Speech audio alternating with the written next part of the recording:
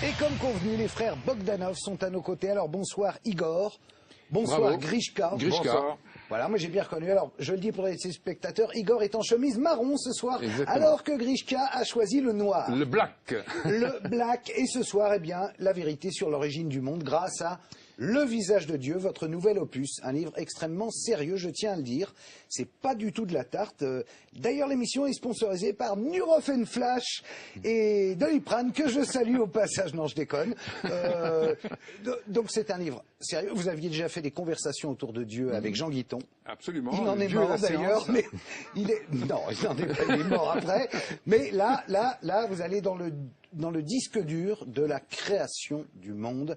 Et là, je vous laisse la parole, parce que peut-être on peut dire pourquoi le visage de Dieu. Et ça, c'est une bonne introduction pour raconter comment un gars, un jour, a dit « c'est le visage de Dieu ». Pourquoi le visage de Dieu? Effectivement, tout remonte en 1992, au moment où un très grand scientifique, qui s'appelle George Smoot, il aura le prix Nobel pour cette découverte en 2006. Et il va photographier. Il postface le livre. Exactement. Ainsi qu'un autre prix Nobel et qu'un autre éminent scientifique, ce qui veut dire que vous êtes arrivé avec du matos, comme on dit. Avec du lourd. Avec du lourd, vous n'êtes pas à poil, là, sur le coup, vous êtes armé. Donc, qu'est-ce qu'il dit, ce Eh bien, monsieur? il présente à ses collègues aux États-Unis, donc à Washington, à ses collègues de la Société américaine de physique, ces images éblouissantes de la toute première lumière émise par l'univers 380 000 ans après l'instant du Big Bang.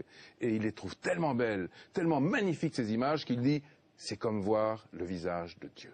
Alors évidemment, la phrase va faire le tour du monde, parce que instantanément, Smoot va devenir célèbre. Ça va lui apporter quelques ennuis d'ailleurs, parce qu'il a la dit communauté Dieu. scientifique, Il a dit le visage, il aurait dit le visage de l'inconnu, ça marchait, mais le visage de Dieu. Le visage de Dieu.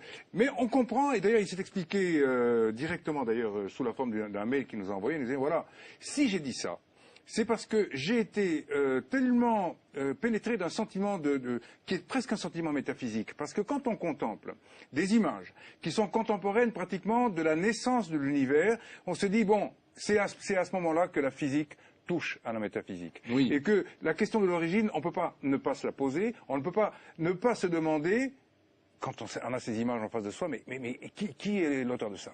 Donc finalement, il nous dit c'est vrai que c'est une métaphore que j'ai employée parce que j'étais transporté par une espèce d'élan d'enthousiasme. Cette métaphore m'a valu quelques ennuis auprès de la communauté scientifique, mais aujourd'hui je ne la renie pas. Au contraire, j'ai très souvent répété que finalement il faut frapper les esprits avec quelque chose qui est encore plus frappant, c'est-à-dire en fait une image qui permette il y a autre chose, c'est que finalement il entre dans le sillage d'une grande tradition chez les grands scientifiques. Par exemple Einstein. Einstein, en 1936, un jour, a vu apparaître devant lui un enfant, il était à Princeton, et cet enfant lui a demandé « Maître, est-ce que vous croyez en Dieu ?» Et Einstein lui a dit « Je ne te réponds pas tout de suite, mais donne-moi ton adresse. » Et il lui a écrit une lettre. Une semaine plus tard, l'enfant reçoit cette lettre, et je me souviens par cœur de ce qu'il a écrit. Donc voici ce qu'il a dit en 1936. « Tous ceux qui sont sérieusement impliqués dans la science finiront par comprendre un jour qu'un esprit se manifeste dans les lois de l'univers, un esprit immensément supérieur à celui de l'homme. » Donc ça veut dire que quelqu'un a craqué l'allumette du Big Bang, Exactement. Et ce quelqu'un, c'est Dieu. Alors, ça pose la question. Ça pose la question. Parce que, voilà, d'ailleurs, à propos de l'allumette, le grand Stephen Hawking pose une belle question. Il dit, mais qui donc a mis le feu aux équations? C'est vrai, qui a mis le feu aux équations? On constate deux choses quand on regarde le Big Bang. Et ceux qui aujourd'hui, avec le satellite Planck, et hier avec le satellite Kobe, donc c'était George Smoot en 90, tous ceux qui ont contemplé cette première lumière se posent la question. Il y a un immense torrent d'énergie qui se déverse dans le vide, qui se déverse dans le néant au moment du Big Bang. Mais d'où vient cette énergie? C'est la première question. Et deuxième question, on voit qu'à ce moment-là, tout est extrêmement bien réglé.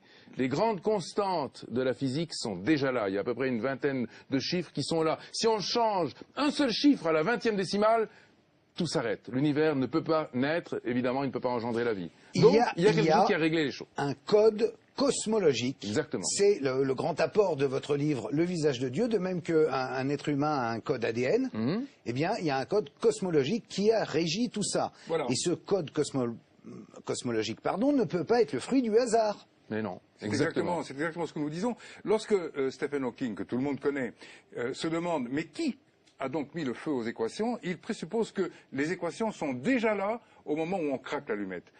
Et nous disons exactement la même chose. Nous disons, et ça c'est en fait, nous avons passé à peu près 10 ans à réfléchir et à travailler sur ces questions-là au travers donc de nos thèses, une thèse en mathématiques pour Eshka et en physique théorique pour moi. Nous sommes allés au fond de cette question. Et en réalité, ce que nous voyons, ce que nous avons vu à travers les équations, à travers les théories mathématiques, comme les groupes quantiques que Eshka a utilisées pendant des années, eh bien, ce que nous avons vu, c'est en effet comment dire, une série d'instructions mathématiques qui préexistent à l'univers physique. Ce sont les équations dont parle Stephen Hawking. C'est un ensemble, si on peut dire, de constantes universelles qui donnent naissance aux lois qui elles-mêmes permettent à l'univers et à la réalité qui nous entoure d'exister sous la forme que nous lui connaissons. Donc autant de grandes règles qui vont régir le monde et tout ce qui l'adviendra ensuite, Voilà. et qui sont contenues dans une tête d'épingle en réalité. Qui sont contenus, je vais vous dire dans quoi c'est contenu, ce qui est extraordinaire, d'ailleurs ça correspond bien à notre émission d'aujourd'hui, à notre rencontre avec vous. Mon cher Karl, c'est contenu dans ce qu'on appelle le point zéro, c'est-à-dire... Champagne. Ben oui, vraiment. Champagne, La je viens de l'origine de l'univers, comprendre à elle est quoi là, je servais. elle est ici, là, en face de vous. Il l'a toujours su. Il l'a toujours su. Je le Non, savais, mais vous avez un détracteur qui il dit le fait qu'il y ait il s'appelle Christian Nietschlem, et il dit le fait qu'il y ait un commencement n'implique pas forcément l'existence d'une divinité créatrice. La mécanique quantique nous montre qu'à partir de rien, il peut parfaitement apparaître quelque chose. Alors là aussi, je m'étais dit, j'en suis un exemple vivant. Non, là, on est complètement pas d'accord avec cette, non. Alors que dit ce monsieur? Il dit que ça s'est produit tout seul. Oui, mais bien sûr, mais ça c'est l'autre thèse. Quand on veut refuser effectivement la causalité suprême, on va invoquer les fluctuations quantiques. Mais les fluctuations quantiques, elles doivent bien se produire à partir de l'instant où on les évoque. Elles se produisent à partir de certaines contraintes qu'on appelle des lois, qui sont les lois quantiques. Ces lois, elles préexistent donc aux fluctuations. Et la grande question qui se pose, oui d'accord, admettons qu'il y ait des fluctuations, mais qui a écrit les lois de la fluctuation? Voilà, c'est tout. À partir du moment où on ne peut pas répondre à la deuxième question, eh bien, on est renvoyé de nouveau à la conclusion qu'il y a quelque chose qui est effectivement de l'ordre de la transcendance. Alors vous vous êtes fait des copains, le Vatican, qui dit une interprétation acceptable de la création biblique. Ça rassure quand même. En même temps, moi je croyais, en ayant lu la Bible, que Dieu avait créé l'homme à son image, pas une tête d'épingle qui grossit et fait un univers.